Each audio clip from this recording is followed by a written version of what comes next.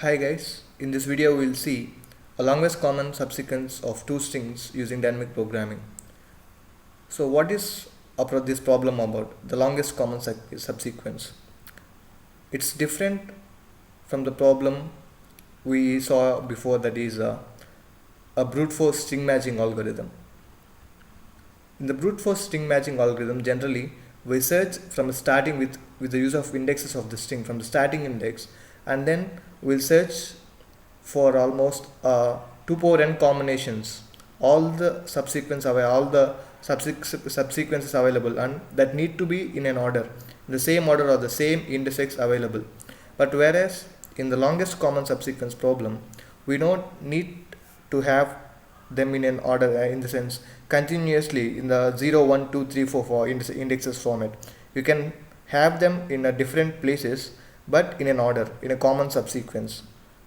So when given two strings, it's not the substring and the string, they'll give two different strings, and then we have to find a common and the longest subsequence available from those two strings. So generally if you solve it using a brute force algorithm, how we solve the string matching problem, if you solve using that way, using the brute force algorithm, it will take almost 2 power n into n. We go of n into 2 power n complexity because we have to search for every subsequence, means every subsequence available. So if you have a string of length n, then all the available subsequences or the sub strings will be almost 2 power n, and then the length n multiplied into length, and how we will multiply m into n. So that way n into 2 power n combinations we have to search. But whereas using dynamic programming, we know what is dynamic programming.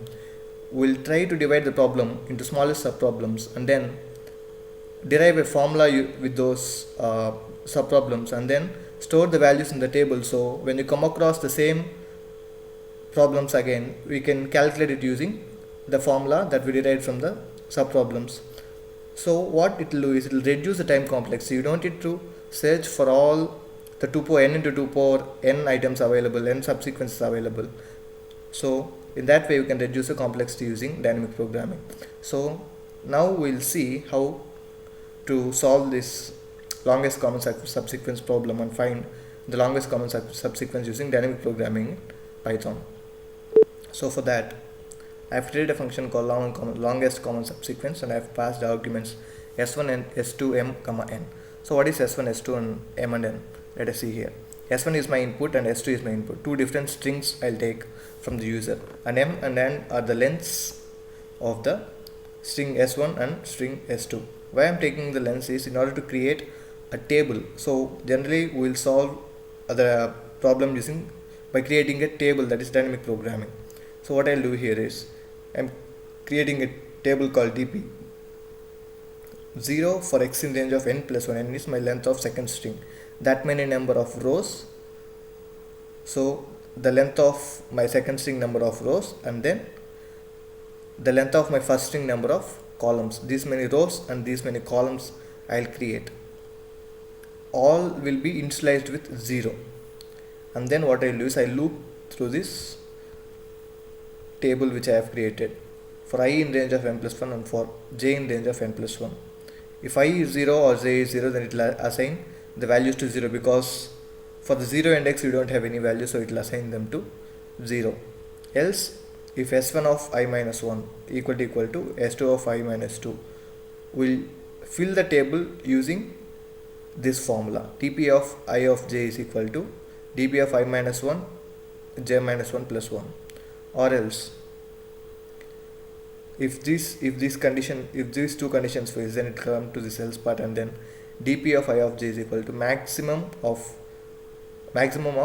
this element, this element and this diagonal element, d of I minus 1 and j, and dp of I of j minus 1, the element and this preceding diagonal element out of these two which have the longest sequence that it will take. And here, so this part is to calculate my length of the longest subsequence. What dp of m comma n will be having is, it will be having the longest subsequence length it will be having. for example 2 3 4 something like that. The last element in the table will be having the longest common subsequence length.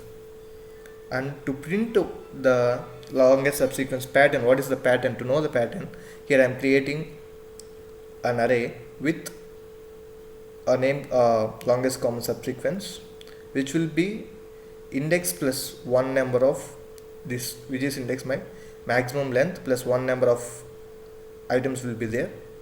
All will be initialized to null value, means as a non-string, and here I am assigning the value of this index may be considered my 4, that I will be assigning to the null value, and then I am taking I in m, and you know what is m and n, I am taking them in I and j in order to loop through the array.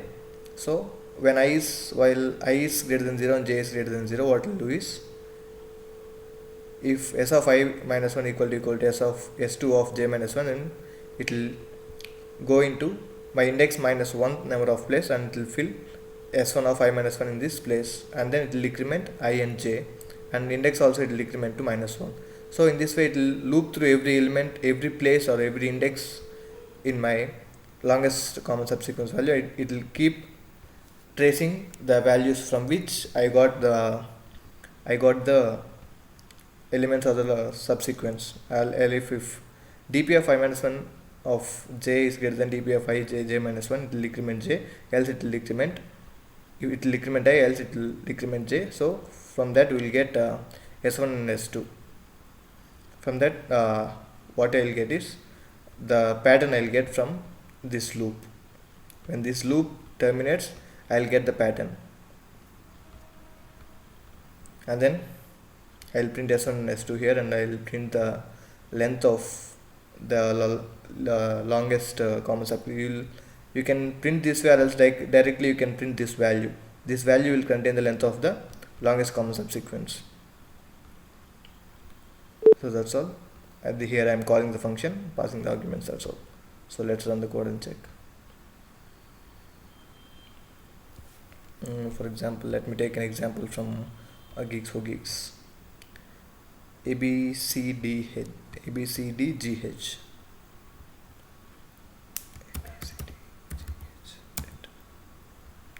String 2 AEDFHR.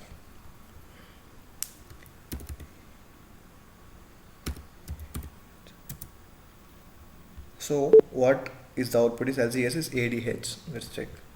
Yes, it's ADH and its length is 3. So how you can find normally is, here I have A.